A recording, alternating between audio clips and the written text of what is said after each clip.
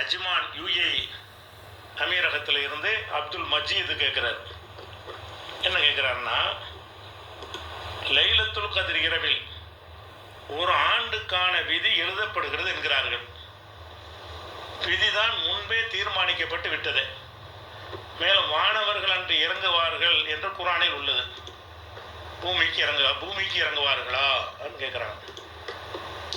அதாவது லைலத்துல் கத்ர் இரவு இருக்குல்ல, அந்த இரவுல வந்து இந்த ஒரு ஆண்டில் எனக்கு என்னென்னலாம் வரும் என்று எழுதுறது அப்படின்னு சொல்லுகிறார்களே.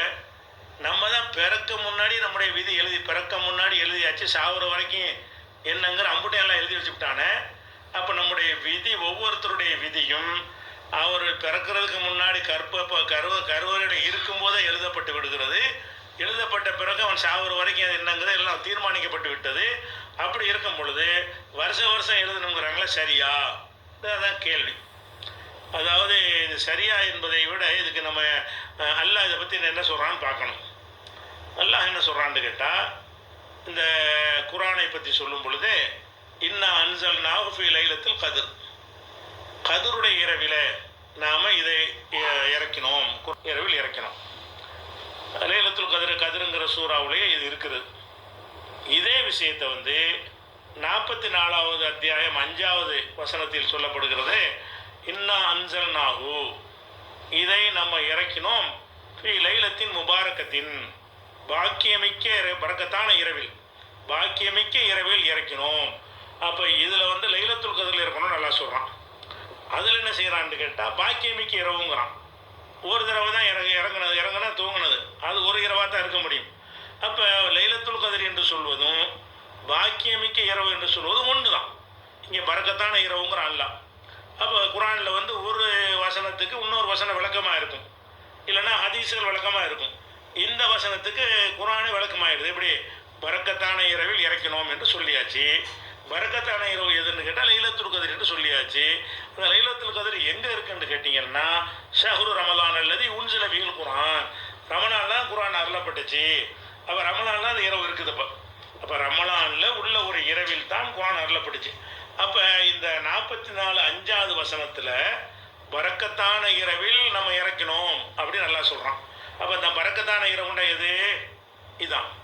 என்னைக்கு அந்த ஹிரா குகையில் ரசூலுல்லாஹ் இருக்கும் பொழுது இக்ரா பிஸ்மி ரப்பிக்கன்னு ஜிப்ரீல் வந்து சொன்னால் இறக்கணும்னா முழு குர்ஆன் அல்ல, முழு குர்ஆன் ஒரே நாளில் அருளப்படணும். தெரியும், எல்லாருக்கும் தெரியும். 23 வருஷத்தில் கொஞ்சமாக அருளப்பட்டதான் குர்ஆன் என்பது. குர்ஆன் இறக்கணும் என்றால் என்ன அர்த்தம் என்று சொன்னால், அன்றைக்கு தான் ஃபஸ்ட்டு வஹி வந்துச்சுன்னு அர்த்தம். அதாவது ஜிப்ரீல் வந்து சொன்னால் இறக்கணும்னா முழு குர்ஆன் அல்ல, முழு குர்ஆன் ஒரே நாளில் அருளப்படணும். தெரியும், எல்லாருக்கும் தெரியும்.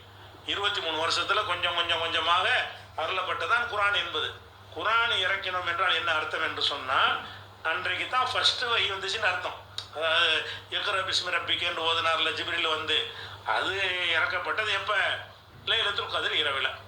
அப்போ அந்த இரவில் குகையில் இருக்கும் பொழுது ரசூலுல்லாஹ் இரவு பகல் எல்லா நேரமும் குகையில் பல நாட்கள் தங்கிடுவாங்க.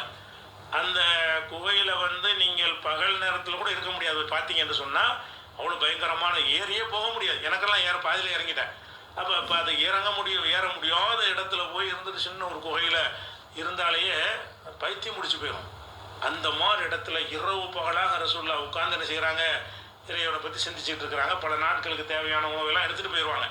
எடுத்துகிட்டு போன பிறகு அப்போ தான் திடீர்னு ஒரு இரவில் இந்த ஒரு அந்த தைரியமே சொல்ல இறை துதரங்க காட்டுதுங்க. அதெல்லாம் வந்து எவனா இன்னைக்கு கூட இருக்க முடியாது.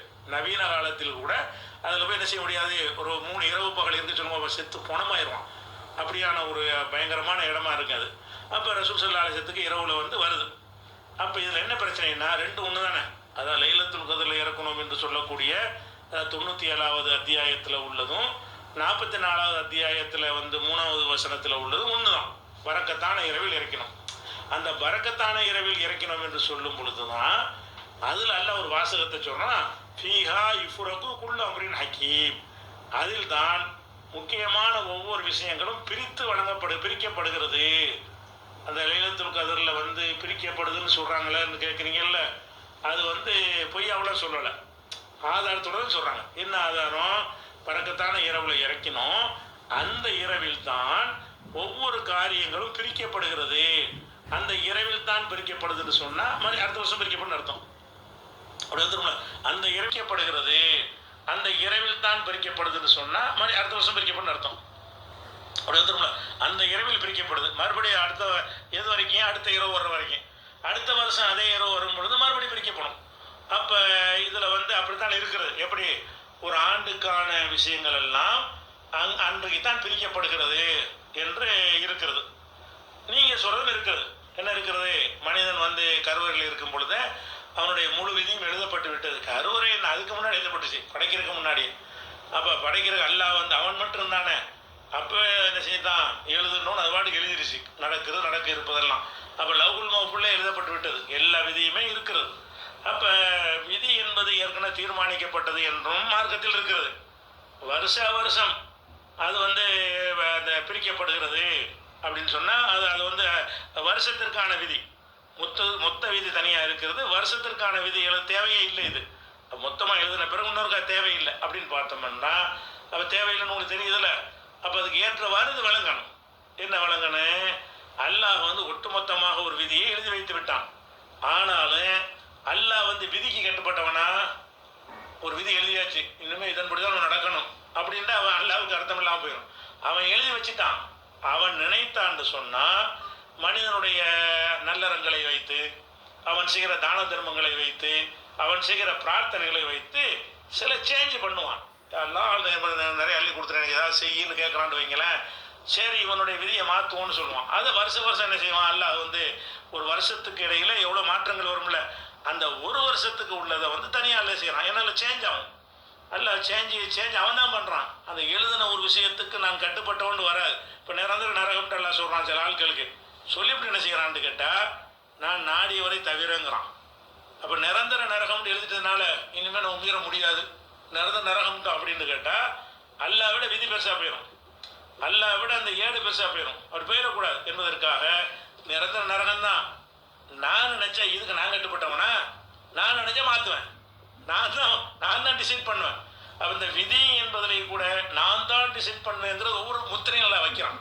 எந்த ஒரு விஷயத்தை சொன்னாலும் எழுதியாச்சு இனிமேல் மீற முடியாது நான் அப்படின்னா இறைவன் பலவீனமாக போயிடுவான். அப்படியே நான் தான் எழுதின மாற்றுவேன். அது யாருக்கு மலக்குக்கும் தெரியாது, யாருக்கும் தெரியாது. அந்த மாதிரி ஒரு பொடியை எல்லாம் கையில் வச்சுக்கிறான். அதனால தான் துவாக்கள் மூலமாக சில மாற்றங்கள் ஏற்படும் அப்படின்னு இருக்கிறது. தர்மங்கள் மூலமாக சில மாற்றங்கள் ஏற்படும் வருகிறது. அப்போ இன்னும் சொல்ல போனால் நம்மளை துவா கேட்க சொல்றதுக்காக வேண்டி, விதி தான் எல்லாம் முடிஞ்சிருச்சுன்னு சொன்னால் எதுக்கு உங்களை துவா கேட்க சொல்லுது? இறைவா என்னுடைய நோயை ஏன்னு கேட்குறீங்க? நோய் போகும்னா போகுது, போகாட்டி போகாது. விதியில் எழுதியாச்சுன்னு சொன்னால் போகும்னு எழுதுனா போயிடும், போகாதுன்னு எழுதுனா போகவே போகாது. அப்போ இப்படி துவா செய்ய சொல்கிறீங்க. அப்போ நம்ம துவாவை ஏற்றுக்கொள்வான்னு வர இருக்கா இல்லையா? அப்போ துவாக்கள் நம்ம செய்வது எதுக்குன்னு கேட்டால், அல்லாஹ் வந்து அதை ஏற்ற போட நான் தானே எழுதுனேன், அது எனக்கு எஜமானா நான் அதுக்கு எஜமானா என்று இருக்கணும். அதான இறைவன். அந்த அடிப்படையில் தான் நிரந்தரன ஹாலிதினபியான்னு சொல்லிட்டு கூட என்ன செய்யறான்? இல்லா மாஷா ரப்புக்குங்கிறான். அல்ல நாடிதை தவிரங்கிறான். நிரந்தர நரகம்னு ஒருத்தனை போட்டுவிட்டு நீ போட உனக்கு இல்லைம்மா, நீ தானே எழுதுன, நான் தான் எழுதுன, நான் தான் மாற்றுவேன், நான் தான் எல்லாம் நான் தான். இந்த பேப்பரு இந்த முடிவு இதெல்லாம் கிடையாது, இதெல்லாம் நான் எழுதுனது தான் அப்படிங்கிறதுக்கு அல்ல என்ன செய்யறான்? எல்லா விஷயத்திலையுமே நான் நினைச்ச ஆர்வலிமா யுரி நினைச்சது செய்யணும். அவன் தான் இறைவனாக இருக்க முடியும். அந்த அடிப்படையில் அல்லாஹ் வந்து மொத்த விதி எழுதிவிட்டாலும் அவர்களுடைய அமல்கள் அவருடைய பிரார்த்தனைகளுக்கு ஏற்றவாறு சின்ன மாற்றங்களை செய்வான். அந்த ஒரு ஆண்டுக்குள்ள மாற்றத்தை வந்து என்ன செய்யறான்? அல்லாஹ் அந்த லைலத்துல் கத்ர் இரவில் வந்து இந்த வருஷம் இவனுக்கு என்னென்ன விஷயங்கள், இந்த வருஷம் இவனுக்கு என்னென்ன விஷயங்கள்னு சொல்லி அந்த வருஷத்தில் உள்ள சேஞ்சை அவன் பண்ணுவான். அது வந்து லவ்குல் மஹ்ஃபூல்ல இருக்கு, அது யாரும் கண்டுபிடிக்கவும் இயலாது, அவன் முடிவெடுப்பான். அந்த மாதிரியான விஷயம் என்று நம்ம புரிந்து கொண்டால் தான் முரண் இல்லாமல் போயிடும். அதுவும் மார்க்கத்தில் உள்ள ஆதாரம் தான். எது விதி எழுதப்பட்டுச்சுங்கிறது இதுவும் மார்க்க ஆதாரம் தான். அல்லதான் பிரிக்கிறேங்கிறான், ஒவ்வொரு இரவுலையும் பிரிக்கிறேங்கிறான். அதனால இந்த ஆண்டில் உள்ள பட்ஜெட் போடுவது என்பதும் மார்க்கத்தில் உள்ளது தான். அது வந்து விதிக்கு முரண் என்று நீங்கள் நினைத்தால் அந்த விதி மாறவே செய்யாதுன்னா தான் அது வரும். விதி மாறுங்கிறதுக்கு நிறைய ஆதாரங்கள் இருக்கு. விதி எழுதினா கூட அல்லாஹ் வந்து மாற்றுவான் என்கிறது ஒன்று இருக்கிறதுனால அதன் அடிப்படையில் பார்த்தீங்கன்னா அதை இணைச்சி பார்த்தா அந்த அர்த்தம் செஞ்சுறேன் சரியா வந்துடும். இதை வந்து நம்ம கவனத்தில் வச்சுக்கணும்.